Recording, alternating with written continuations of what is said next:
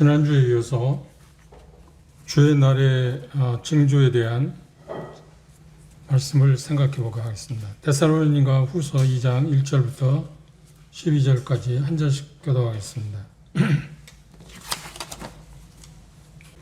제가 먼저 1절 읽겠습니다.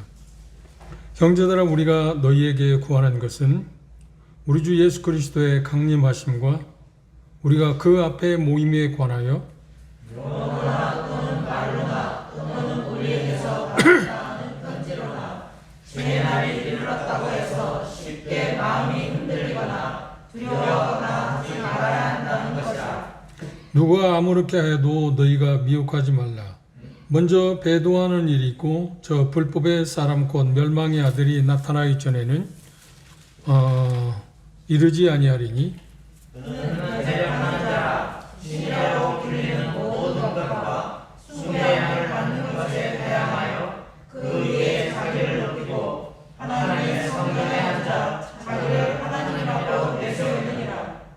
내가 너희와 함께 있을 때 이 일을 너희에게 말한 것을 기억하지 못하느냐. 너희는 지금 그로 하여금 내 때에 나타나게 하여 막는 것이 있는 것을 아나니 불법의 비밀이 이미 활동하였으나 지금 막는 자가 있어 그 중에 옮길 때까지 하리라. 그때 불법한 자가 나타나리니 주 예수께서 그 일의 기운으로 그를 죽이시고 강림하여 나타나시면서 패하시리라. 악한 자의 임함은 사단의 역사를 따라 모든 능력과 표적과 거짓 교적과 우리의 모든 속임으로 멸망하는 자들에게 쓰이니 이는 그들이 진리의 사랑을 받지 아니하여 구원함을 받지 못함이라. 이러므로 하나님이 유혹을 저희 가운데 역사하게 하사 거짓 것을 믿게 하심은 진리를 믿지 않고 불의를 좋아하는 모든 자들로 하여금 심판을 받게 하려 하심이라. 네, 감사합니다. 특별히 12절 말씀이 참 엄중한 말씀입니다. 우리가 믿기를 거절하게 될 때 오히려 여기 표현하고 있는 것처럼 불의를 좋아하는 모든 자로 심판을 받게 하기 위해서 그들이 속임을 당하게 될 거다라고 하는 표현은 무서운 이야기입니다. 주의 날에 대한 여기 표현하고 있는 것처럼 바울사들은 데살로니가에 있을 때 그 부분에 대해서 이미 가르친 바 있었던 것 같습니다. 그리고 데살로니가전서 5장, 4장, 5장에서 휴거화와 주의 날에 일어날 일들에 대한 이야기를 성도들에게 함으로 인해서 데살로니가 지역 성도들에게는 주의 날이 그들에게 도적같이 이르지 않을 거다. 이유가 뭐냐면 그들은 빛의 자녀, 낮에 속한 사람들이기 때문이라고 하는 것을 분명히 이야기했습니다. 그런데 여기 표현하고 있는 것처럼 거짓 교사들의 꼬임에 넘어가서 그들의 잘못된 가문 일설에 넘어가서 주의 날이 이르렀다고 하는 말 때문에 그들은 대단히 두려워했다고 이야기했습니다. 그런데 그 소식을 듣고 나서 바울사들은 그렇지 않다. 주의 날이 오지 않았다. 주의 날이 오지 않았다고 하는 것을 네 가지를 징후들을 이야기하면서 이런 일들이 일어나지 않은 걸 보면 주의 날이 아직 이르지 않았다고 명확하게 설명하고 있습니다. 그 중에 첫 번째가 무엇이었나요? 배도하는 있을 거다. 그럼 배교는 그냥 평이한 쪽이 아니고 마지막 요한계시록 13장에 있는 말씀을 한번 우리가 참조해 보는 게 도움이 될 것 같습니다. 요한계시록 13장입니다.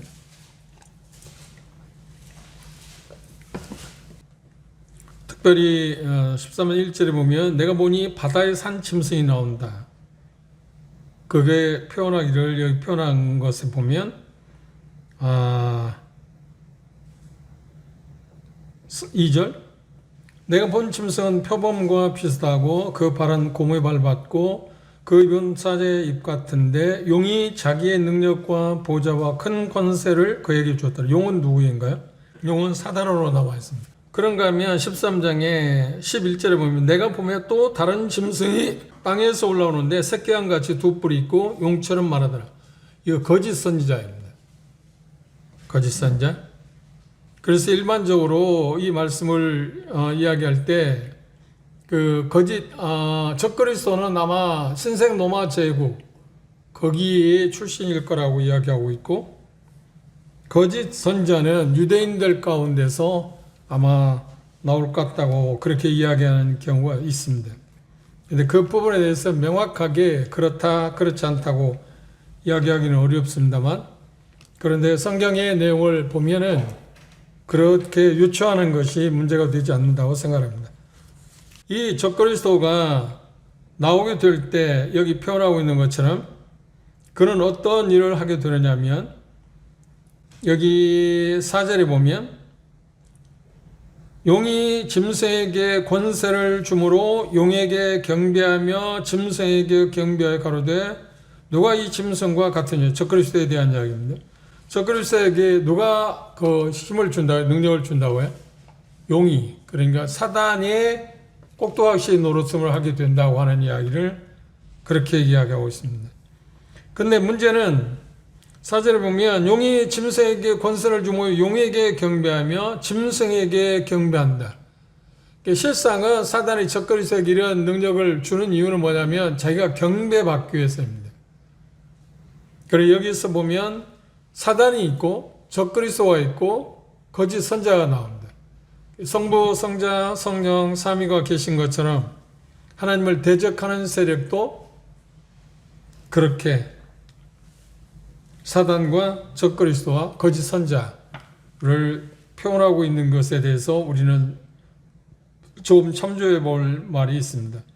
그런데 6절에 보시면 짐승이 입을 벌려 하나님을 향하여 회방하되 그의 이름과 그의 장막 곧 하늘에 거하는 자들의 회방하더라 그랬습니다.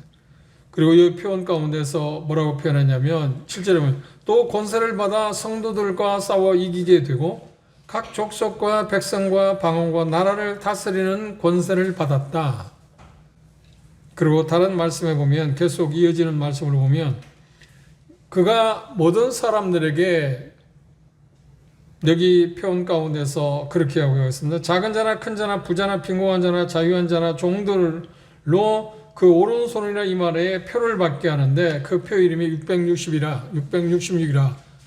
그래서 모든 사람들이 하나님을 향해서 대적하게 되는. 물론 그 중에서도 7장에 보면은 환난 기간 동안에 구원받는 무리들이 있습니다. 우리 말고 그때는 이미 우리는 휴거된 상태에 있고 그들에게 전해지는 복음은 천국 복음이지 우리가 지금 전해지는 은혜의 복음과는 좀 다른 복음이 내용이 그렇습니다. 그리고 그들에게 그 복음을 받아들일 때 그들에게 주어지는 건 뭐냐면 천국, 다시 말하면 천년왕국에 대한 약속으로 되어 있습니다. 그리고 나서 천년왕국이 이루어질 거고 그리고 난 다음에 천년왕국이 끝나면 사단이 심판을 받게 되고 지옥에 던져지고 그리고 난 다음에 모든 것이 회복되어져서 결국 영원한 왕국이 이루어진다. 그것을 계시록 19장에 보면 새하늘과 새 땅이라는 표현을 했습니다. 여기 배교라고 하는 말은 배도한다는 말은 그때에 대한 이야기입니다. 그런데 이 13장에서 표현을 보면 그가 일할 수 있는 고난 그게 언제 얼마냐 하면 42달이라고 3년 반이라고 이야기했어요. 그러니까 그가 실질적으로는 다니엘서 9장에 보면 7년 동안 역할을 하지만 전 3년 반에는 그렇게 포악한 모습을 보이지 않을 거다. 평화를 조정하고 그런 일을 하게 될 거예요. 그리고 그의 진정한 본색은 후 3년 반에 드러나될 거라고 하는 것을 이야기하고 있습니다. 그래서 여기 표현하고 있는 것처럼 예수 그리스도에 대한 하나님에 대한 성령님에 대한 적대감을 믿지 않는 사람들에 주어져서 모든 사람이 배도하는 일이 있게 될 거다. 그런데 그 당시 그러니까 이 말씀을 하고 있을 당시 그들은 여전히 은혜의 복음이 전해졌고 은혜의 복음을 통해서 구원받는 역사가 일어나는 걸 보니까 배도하는 일은 아직 있지 않다. 그래서 결론은 뭔가요? 아직 주의 날이 이르지 않았다. 주의 날은 우리가 데살로니가전서 5장에서 공부한 것처럼 주의 날이 뭐냐면 예수님의 다시 오심에 대한 이야기입니다. 그래 휴거하고 주의 날은 좀 다른 겁니다. 차이가 있습니다. 시차가 있습니다. 그렇죠?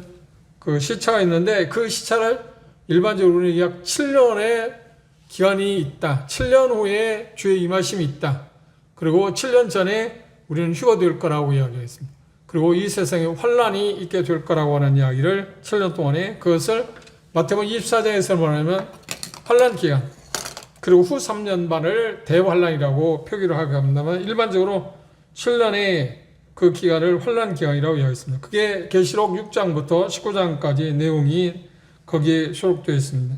두 번째, 주의 날이 아직 오지 않은 두 번째 이유는 뭐냐면 불법에서 않고 멸망의 아들이 나타나지 않았다 라고 하는 것을 통해서 분명하게 제시하고 있습니다.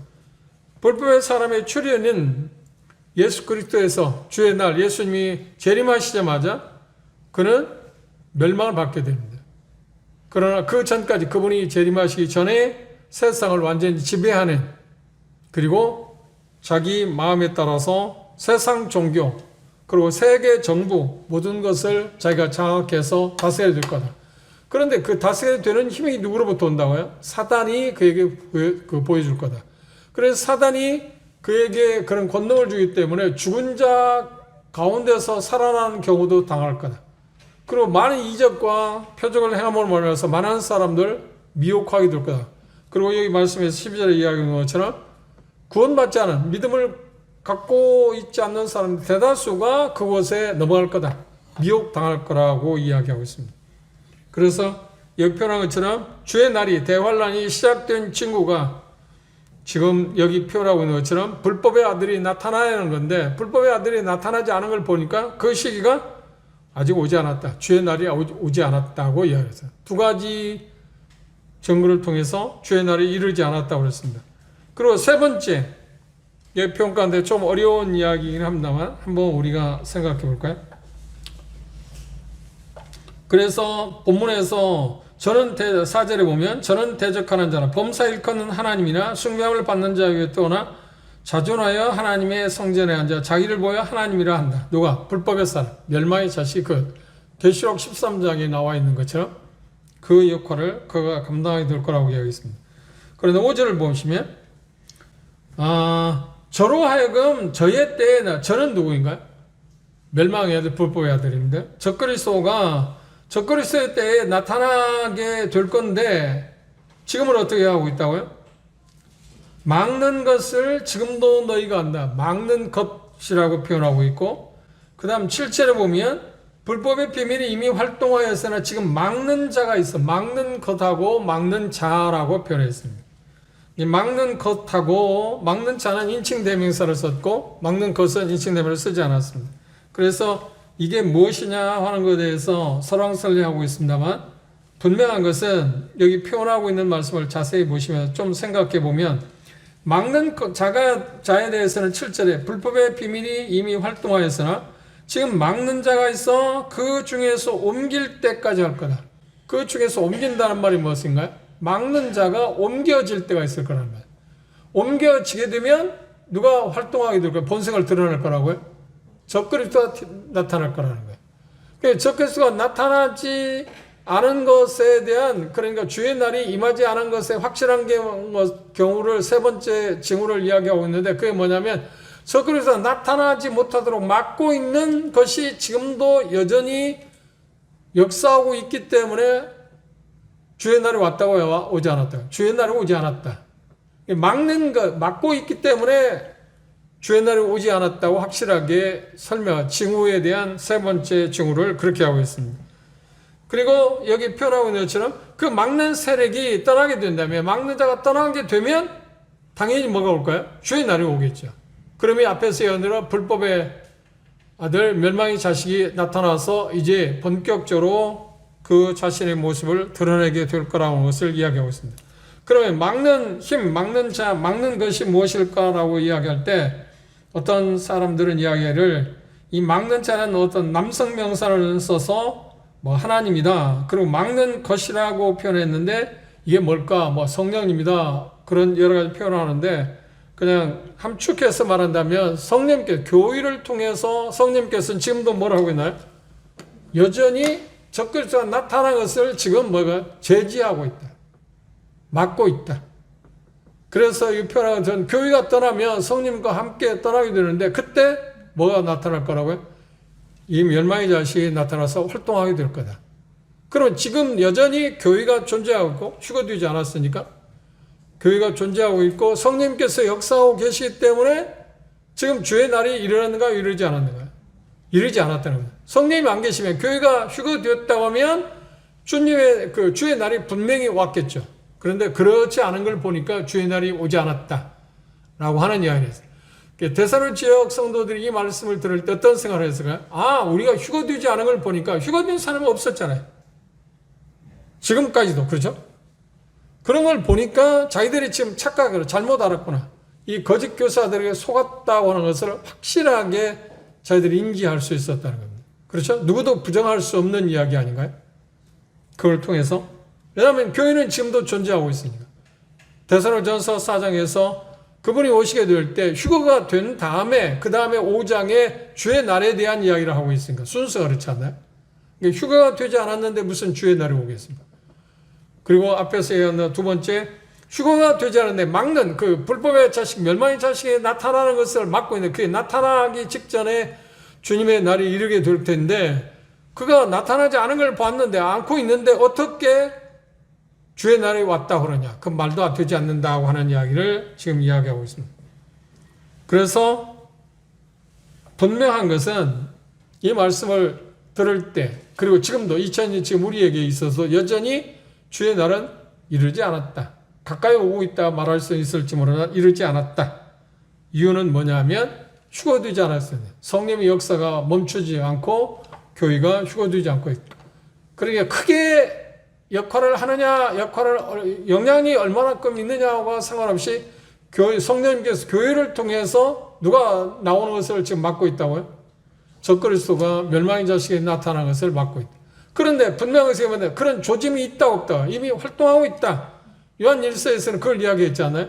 적그리스도 안에 있다고 그랬으면 나타났다. 그러면 거기에서 말하는 적그리스도하고 이 데살로니가 후서 2장에 말하고는 적그리스도의 차이는 뭐라고요?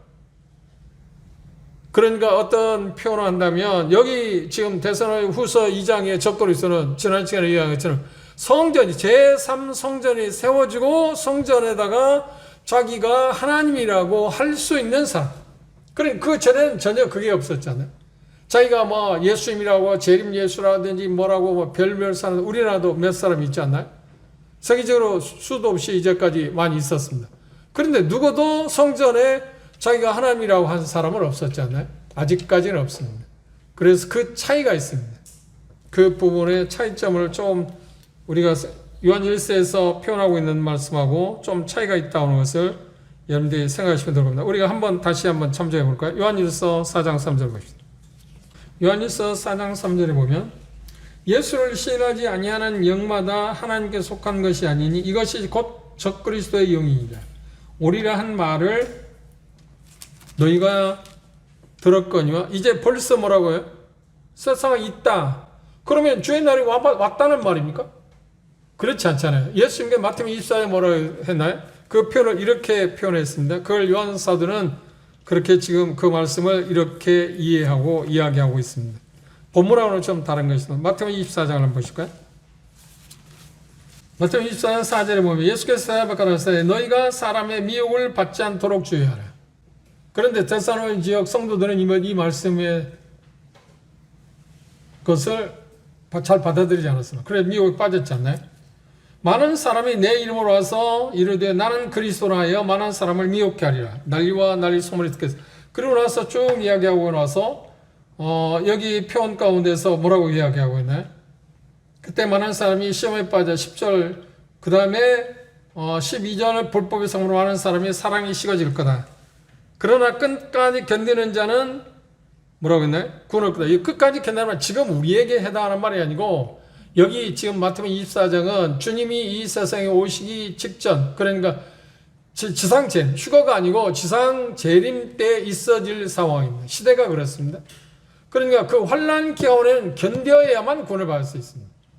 그게 13장 이하에 계시록 13장 이하에 적그리스도가 매매를 못하게 하고 모든 것을 하나님을 자기를 숭배하지 않으면 매매를 못하고 죽임을 당하지 않나요? 그러면 그때 당신을 견뎌내야 할 수밖에 없죠.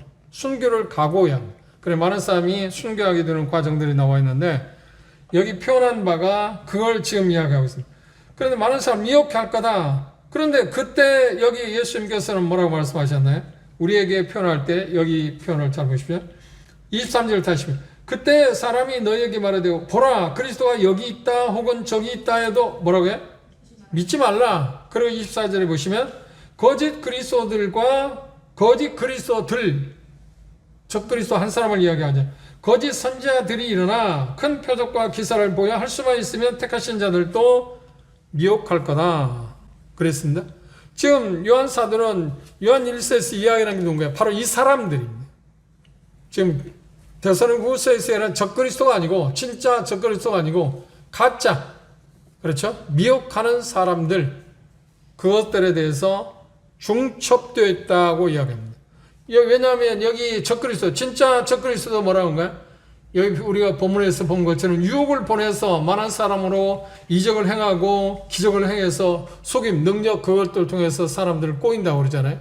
멸망으로 이끌어 간다고 그랬잖아요. 그런 것들이 적그리스도가 분명하게 드러나겠지만 적그리스도 아닌 가짜 그리스도도 그런 걸 통해서 어떻게 할까요? 사람들을 미혹하게 될 거라고 그랬어요. 요한일서 2장으로 넘어가고 싶다. 2장 18절을 보면 아이들아 이것이 마지막 때라. 적그리스도가 이르겠다 함을 너희가 들은 것과 같이 지금도 많은 적그리스도가 일어났으니, 많은 적그리스도가 일어났다. 이건 복수형이잖아요. 그런데 데살로니가후서 적그리스도는 뭔가요? 단수예요. 딱 한 사람. 많은 적그리스도가 일어났으니 이러므로 우리가 마지막 때인 줄 안다. 그러니까 마지막 때 있어질 일들에 대한 이야기를 요한사도는 어떤 믿음을 가지고 있냐면 그런 모습을 보게 될 때 아 이게 마지막 때가 아닌가 하고 바라봤다는 거예요. 그러니까 다른 말로 하면 바울사도도 그랬고 요한사도도 마찬가지로 자기 때 누가 올 거라고 믿었다고요? 그들은 예수님이 오실 거라고 생각했다는 거예요. 자기 때. 그렇죠? 그게 믿음을 갖고 있는 사람들의 태도입니다. 아, 내 때 주님이 안 오실 거야. 그게 아니고 항상 성경에 나오는 신실한 사람들은 자기 때 주님이 오실 거라고 믿었다는, 그 믿음을 갖고 살았다는 말입니다. 그렇다고 해서 자기가 죽기 전에 분명히 예수님이 오신다고 하는 이야기가 아니고, 그렇죠? 그렇게 하면 예수님 말씀하기를 뭐래? 아무도 모른다고 그러는데 자기가 아는 것처럼 이야기하는 게 되는 게 아닌가요? 그래서 그건 문제가 되는 이야기인데, 그래서 막는 자가 아직 옮겨지지 않았다. 그러므로 불법의 사람이 나타나지 않은 것이다. 그래서 결국은 주의 날이 아직 왔다고 오지 않았다. 오지 않았다고 지금 바울사도는 이야기하고 있습니다.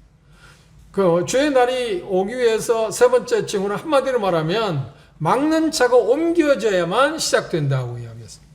그렇죠? 교회를 성령님께서 역사하시는데, 그러니까 지금 여전히 불법의 사람이 활동하고 있지만 그게 노골적으로 활동을, 그 본색을 드러나지 못하게 하는 역할을 누가 하고 있냐면 교회와 누가? 성령님께서 그 일을 하고 계시다. 하나님께서 그 일을 하고 계시다고 우리는 그렇게 받아들이는 것이 타당한 것이라고 생각합니다. 그런데 여기 표현한 것처럼 이제 휴거가 되면, 교회가 휴거되면 성령님이 당연히 가시겠죠. 왜냐하면 교회는, 성령님은 어디 계신가요? 성령님은 어디 계시죠? 교회 안에 계시잖아요. 믿는지 안에 계시잖아요. 내주하고 계시잖아요. 휴거된다고 하는 말은 성령님도 같이 가신다는 말이 되겠죠. 그렇죠? 그때 드디어 누가? 적그리스도가 나타날 거라고 2장 8절에 지금 이야기하고 있습니다. 그런데 그가 다스리는 기간은 얼마라고요? 약 7년. 다니엘서 9장에서부터 시작한다면 약 7년 동안. 그리고 계시록 13장에는 3년 반이라고 표현하고 있는데 그건 환란 기간의 대환란 기간, 후 3년 반에 대한 이야기입니다. 그러고 나서 결국은 어떤가요? 예수님 오심으로 말미암아 그가 멸망을 당할 것입니다. 그리고 천년왕국이 세워질 거고 그 다음에 이어서 영원세가 이루어질 거라고 하는 이야기를 하고 있습니다. 데살로니가후서 2장 11절 12절은 예수 그리스도에서 적그리스도를 제거하기 전에 많은 사람들이 뭐라 할 거냐? 그리스도를 배척하고 적그리스도를 받아들일 거다. 그런데 적그리스도를 받아들이는 목적 이유가 어디에 있다고요? 왜 그들은 적그리스도를 예수님처럼 받아들인다? 그리스도를 받아들인다고요? 여기 표현하기를 뭐라고 했나요? 10절에 그랬습니다. 불의의 모든 속임으로 멸망하는 자들을 임할 거다. 그리고 이는 저희가 진리의 사랑을 받지 아니하여 구원함을 얻지 못함이라 그랬습니다. 그리고 그는 적그리스도는 9절에 보면 뭐라고요? 악한 자의 임함은 사단의 역사를 따라서 모든 능력과 표적과 거짓 기적과 불의의 모든 속임으로 멸망하는 자들이 임할 거다. 그때는 이미 우리는 이 땅에 남아있지 않습니다. 휴가가 되죠. 이 땅에 남아있는 사람들은 환란 기간 동안에 그 일을 당하게 됩니다.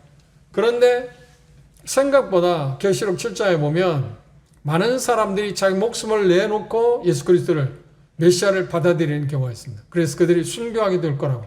그런데 그 사람들 숫자가 얼마나 많을까요? 이루 헤아릴 수 없는 사람이라고 했어요. 계시록 7장을 한번 참조해 볼까요? 9절에 보시면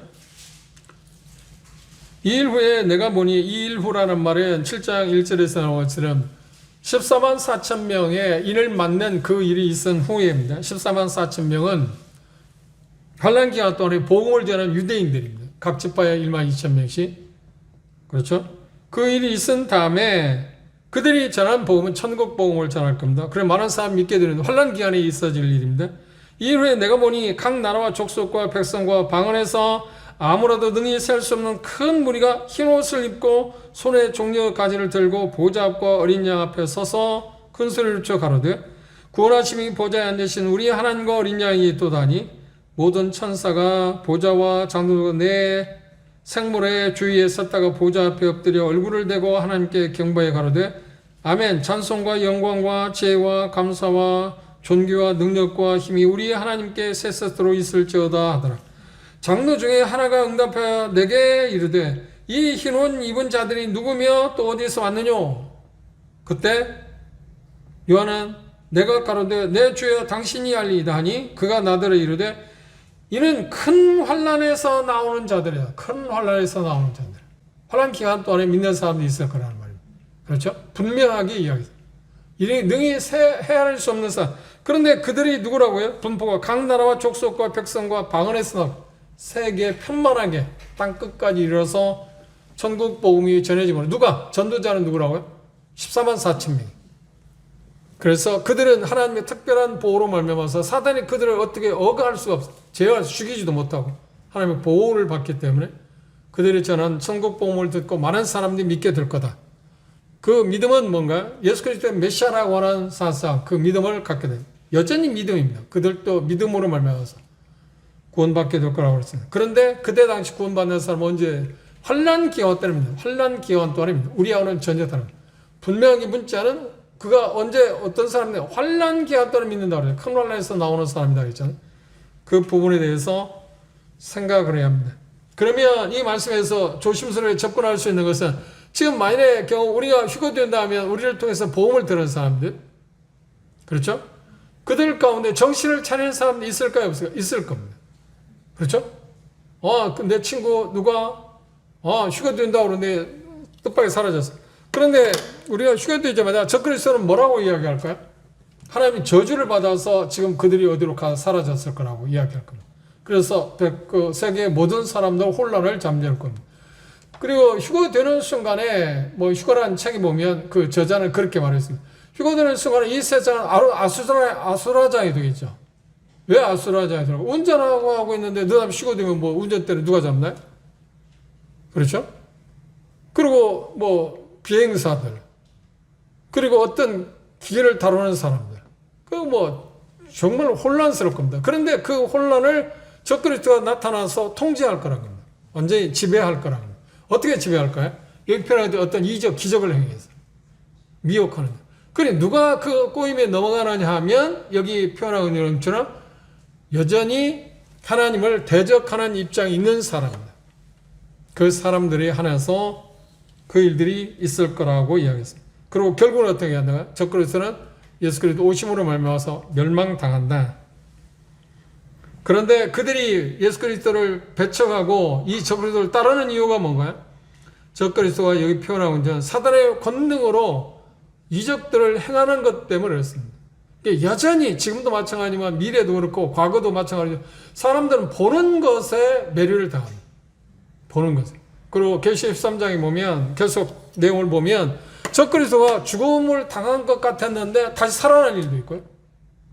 우상을 만들어 놨는데 우상이 뭐라고요? 말도 해. 그건 신기하잖아요. 그건 뭘로 지금은 과학이 발달했으니까 그게 가능하다고 과학자들은 이야기해요. 뭘로 그렇게 할까요? 로봇 만들잖아요. 그렇죠?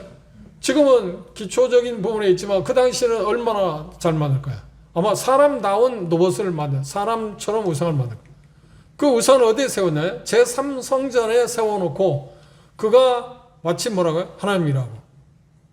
그 말도 하고 그러니까 생각해 보세요. 누가 안 믿겠습니까? 다 믿을 수밖에 없잖아요. 받아들일 수밖에 없잖아요. 그런데 누가 받아들이냐 하면 미혹을 좋아해서 멸망받기로 작정된 사람들이 그걸 받아들여요. 그런 와중에도 어떤 사람들이 있을까요? 믿을 사람이 있다. 믿는 사람이 있을 수 있다. 그러면 우리가 지금 생각할 수 있는 것은 이런 생각. 지금 교회 시대, 은혜 시대에 예수를 믿지 않아도 다음 기회가 주어진다. 그게 보장됩니까? 그런데 성경에 보면 다음 기회가 있나요, 없나요? 있어요. 환난기가 때 믿을 수 있는. 그러면 지금 안 믿고 있는 환난기가 믿을 수 있는 가능성이 있을까요? 그건 희박하다고 이야기했습니다. 복음을 받아들이지 않았는데 자기 목숨을 내놓고 믿을 수 있을까요? 지금은 뭐 예수 믿으면 어떤 불이익을 당할 수 있을지만 목숨 내놓고 믿어야 할 이유는 아니잖아요. 그런데 이 당시에는 환난 기간 때는 자기 목숨을 내놓아야만 믿을 수 있죠. 그런데 그걸 어떻게 하겠습니까? 그럼 믿을 가능성이 거의 없습니다. 그러면 환난 기간 믿을 수 있는 사람이 누군가요? 이런 복음을 듣지 않은 사람들. 그렇죠? 그런 사람들에게 그 혜택이 주어질 거라고 생각하는 것이 마땅할 거라고 생각합니다. 그 다음, 네 번째, 지금 주의 날이 오지 않았다고 하는 가운데 빼놓을 수 없는 그리스도의 재림하실 때 저 그리스도의 최후의 대결을 말미암아서 멸망할 거라고 이야기했습니다. 8절부터 다시 보시면 다시 본문에 돌아와서 주 예수께서 8절에 했습니다. 그때 불법한 자가 나타나니 주 예수께서 그 위에 기운으로 저를 죽이시고 강림하여 나타나심으로 패하실 거다. 완전히 복종시킬 거다. 복종시키다면 멸망시킬 거라고 그랬어요. 그게 주의 날이 임했을 때 일어난 일이다. 그러면 생각해 보세요. 지금 바울사도 이야기하는 이야기는 뭐예요? 불법의 아들이 나타나지도 않았는데 그게 나타나면 죽음을 당하고 멸망을 당하는데 나타나지도 않았는데 왜 주의 날이 임했다고 할 수 있냐? 주의 날은 어떤 때 그 멸망의 자식 적그리스도와 관계에서는 어떻게 징조를 보여야 하는 거예요? 그렇죠. 주님께서 오셔서 그가 멸망당한 것을 볼 때 주의 날이 일어났다고 할 수 있죠. 그가 나타나지도 않았는데 왜 주의 날이 왔겠습니까? 그래서 그들이 두려워하고 미혹당한 것에 대해서 이 네 가지 확실한 징후들을 통해서 주의 날이 오지 않았다 라고 하는 것을 이야기했습니다. 그럼 이 메시지를 듣게 될, 이 서신을 받게 될 대사의 성도는 어떻게? 됐다. 인간이 느낄 수 있는 최고의 감정이 어떤 거라고 했나요? 안도가. 그래요. 됐다. 주의 날이 이르지 않았고. 그리고 자기들은 이제 정신 차리고 살았겠죠. 그죠? 우리가 그런데 데살로니가후서 3장에 보면 주의 날이 이르렀다고 하는 것 때문에 후유증이 생각보다 많았습니다. 그래서 자기 일상적인 생활을 내팽개치고 주님이 오실 때 가까우니까 어떻게 해요? 그 일에 대비하는 것이 그런 거라고 착각하고 잘못 산 사람들 때문에 복음에 장애가 오기도 했습니다. 하나님께 영광을 돌리기는 커녕 오히려 문제를 가져왔습니다. 그래서 오늘 데살로니가후서 2장 1절부터 12절에 있는 말씀에서 나오는 그 말씀을 적용하면 적용점이 어떤 거예요? 종말의 시작을 제대로 이해하지 못하게 되면 어떤 문제가 온다고요? 혼란과 그리고 결국 불안, 두려움 가운데 빠진다. 그리고 혼란은 어떤 게 오는가요? 혼란은 그게 가중되면 무엇으로 변하는가요? 경악으로 변한다. 두려움으로 변한다. 그래서 정확하게 주님의 오심을 우리가 알고 있는 게 필요하다. 잘못 알게 되면 이런 문제를 가져오는 거예요. 그리고 차후에 보겠지만 그것을 잘못 알게 되면 일상적인 삶을 내팽개치는 거예요. 하나님께 복음에 전할 수 있는 기회를 주기는커녕 오히려 반대, 그걸 막는 역할을 할 수도 있기 때문에 정확하게 하는 게 필요하다. 미래에 대한 성경의 가르침을, 그러니까 지금 데살로니가 후서에 나오는 이 메시지를 듣게 될 때 데살로니가 지역의 성도들은 어떻게 세상을 보는 시각이 달라졌어요. 그렇죠? 세상을 보는 시각이 달라졌습니다. 중대한 영향을 끼쳤습니다. 성경의 가르침에 따른 미래에 대한 윤곽을 명확하게 갖고 있을 때 우리의 초점을 어디에 맞춰지는가요? 그렇죠. 우리를 구원하실 주님에게 초점이 맞춰질 수 있습니다. 주님께 초점이 맞춰진다는 말은 무엇인가요? 이 세상, 그리고 이 세상이 날로 깊어져가는 어려움을 보지 않고 오히려 그것들을 통해서 고개를 들어서 우리의 구속의 날을 기다리는, 우리를 구원하기 위해서 진노에서 우리를 구원할 그분을 기다리게 되는 그런 소망으로 바뀌어질 것입니다. 왜냐하면 그분은 우리를 구원하신 목적이 진노에서 우리를 구원하시기 위함이라고 그랬잖아요. 데살로니가서 1장 9절에서 표현한 것처럼 그것에 대한 확신을 우리가 갖고 사는 게 필요합니다. 우리도 바르게 알면 어디에서 떠날 수 있나요? 주님의 오심에 대한 정확한 것을 우리가 알게 되면 어디에서 떠나요? 불안, 두려움에서 떠나서 이제는 뭐돼? 확실한 소망 가운데 우리가 머물 수 있습니다.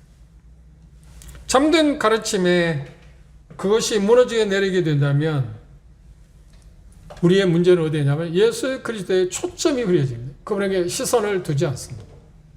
이건 심각한 문제가 됩니다.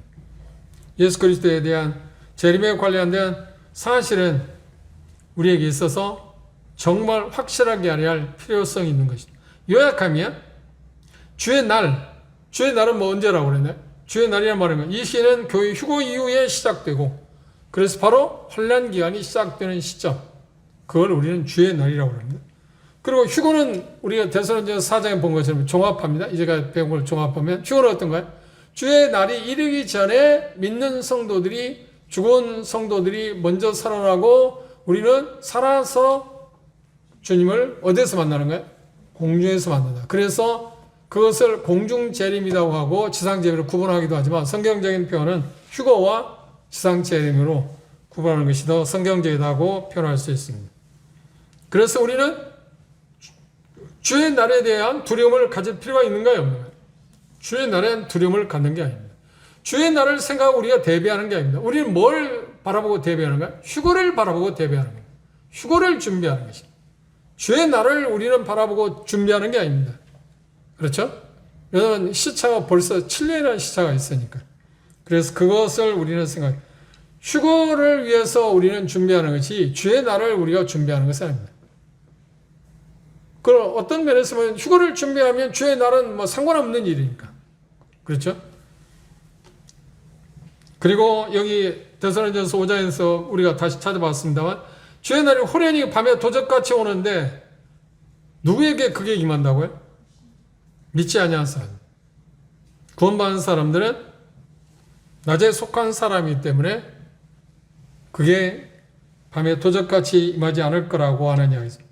그리고 예수님께서 이 세상에 다시 오시게 되면 이제 모든 세상의 악을 멸합니다. 사단, 적그리스도, 거짓 선자도 그들이 동일하게 어떤 거예요? 물론 적그리스도하고 사단이 말고 적그리스도하고 거짓 선자는 생으로 지옥에 던져지고 이후에 사단은 이제 지옥에 던져지는 순서는 조금 차이가 있습니다. 계시록에 보면. 그러고 나서 바로 뭐가 이루어지는가요? 천년왕국이 시작됩니다. 많은 사람들이 천년왕국을 믿지 않고 있습니다. 그런데 우리는 세대주의 개념에서 전천년설을 믿기 때문에 천년왕국을 믿습니다. 일반 언약신학자들은 천년왕국을 믿지는 않습니다. 천년왕국을 그냥 예수 그리스도 초림부터 그분이 오실 때까지 그 기간을 천년이라고 생각하지 천년왕국이란 자체가 없다. 그렇게 생각합니다. 받아들입니다. 왜냐하면 하나님의 말씀을 문자적으로 받아들이지 않고 그냥 상징적인 언어로 받아들이기 때문에 그렇습니다. 그런데 분명하게 요한계시록 20장에 보면 천년이라는 말이 그냥 문자적인 의미로 6번이나 쓰여져 있습니다. 천년왕국을 우리는 믿고 있지 않나요? 천년왕국이 세워지고 그러고 난 다음에 이제 사단이 완전히 멸망당하고 믿지 않는 사람들의 백보자 심판이라고 하는 계시록 20장에 있는 백보자 심판이라는 곳에 아담 이후에 죽은 믿지 않는 모든 사람들이 자기의 행위에 따라서 심판을 받는데 어디 가기 위해서? 지옥. 그래서 지옥도 예수님께서 마태복음 14장에 보면 등급이 있다. 차이가 있다. 지옥은 물론 고통스러운 것입니다. 그런데 더 고통스러운 게 있고 좀 덜 고통스러운 게 있다. 그 차이가 왜냐하면 자기들의 죄의 비중에 따라서 그걸 하나님의 공의라고 이야기합니다. 그 차이가 있다. 그리고 나서 그게 끝나면 어떻게 되나? 영원왕국이 시작된다고 그랬습니다. 그래서 우리가 마태복음 24장 13절에 끝까지 인내하는 사람들은 환난 기간에 이야기지 우리에게 이야기하는 것은 우리가 견뎌야만 구원받는 게 아니잖아요. 우리는 동일하게 뭔가 믿음을 은혜로 구원받는 것이니 그 부분을 우리가 생각합니다. 그 말의 의미는 뭐냐면 자기의 목숨을 내놓아야만 예수를 믿을 수 있다는 겁니다. 그리고 예수를 믿게 되면 그들은 당연히 뭘 생각해야 하는데 자 목숨을 내놓을 생각을 해야 한다. 왜 환난 기간 동안에는. 그리고 대환란은 지상의 왕으로 오실 예수 그리스도의 재림으로 절정에 달하게 될 것입니다. 천년왕국 후에는 마지막 악인이 부활해서 백보자 심판에서 이제 어떻게 그들도 뭐래 백보자 심판을 당하는 이유는 뭐냐면 죽은 자 믿지 않는 사람들도 부활을 하는 거야. 죽은 자 구원받은 사람만 부활하는 게 아니라 그래서 생명의 부활하고 심판의 부활이라고 표현을 했어요. 요한복음에 보면. 그렇죠? 모든 사람은 한 번 부활하는데 첫째 부활에 참여할 거나 둘째 부활에 참여할 거나 차이가 있습니다. 첫째 부활하고 둘째 부활의 차이가 뭐냐면 천년이라는 기간 후 백보자 심판에서 모든 사람이 다시 살아납니다. 그때 살아난 사람은 어디 갈 사람들이라고요? 지옥. 지옥은 우리가 생각하는 것처럼 육체를 갖고 가는데 부활한 몸을 갖고 간다는 거예요. 그래서 불에 타도 타지지 않는 것입니다. 이 육체를 갖고 오면 불에 타면 뭐 사라질 거 아닙니까? 죄로 변할 거 아닙니까? 근데 지옥은 불에 타도 사라지지 않는, 사그라질 수 없는, 태워버릴 수 없는 몸으로 부활한 채로 가기 때문에 고통스러울 거라고 하는 이야기를 우리는 쉽게 알 수 있습니다. 그에 대해서 우리가 이런저런 뭐 이야기, 믿지 않는 사람 이런저런 이야기를 하고 뭐 이야기할 수 있을지 모르지만 성경이 말하는 말은 분명하게 그렇게 나옵니다. 그리고 결국 계시록 20장에 보면 이 세상에 있는 땅과 하늘이 다 없어져 버리고 그 다음 새하늘과 새 땅이 온다. 그래서 그 새하늘 새 땅은 뭔가요?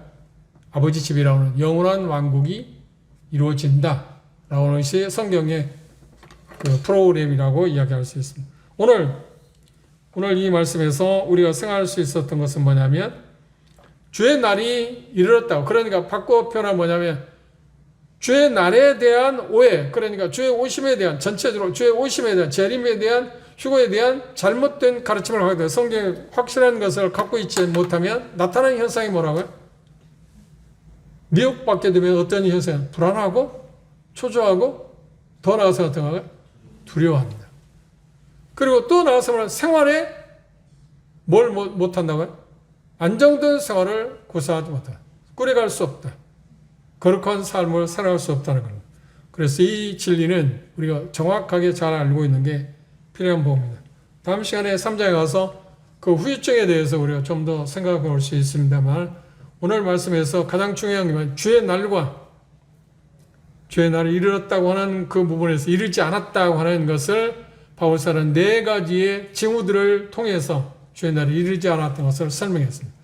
많은 분들이 여기 멸망의 아들 볼빠의 자식에 대해서 이야기할 때 자꾸 다른 쪽 이야기를 하는 경우가 있는데 문맥을 보면 주의 날이 이르렀다고 한 것에 대한 증명으로 주의 날이 이르지 않았다고 하는 것을 증거하기 위해서 한 말씀이라고 하는 것을 기억해야 합니다. 그리고 그것이 이 문맥에서 이야기하는 거지 그걸 떠나서 다른 쪽으로 어떤 이야기를 하는 것은 그렇게 합당하지 않습니다. 그런 부분들은 오해 없기를 바랍니다. 기도하고 마치겠습니다.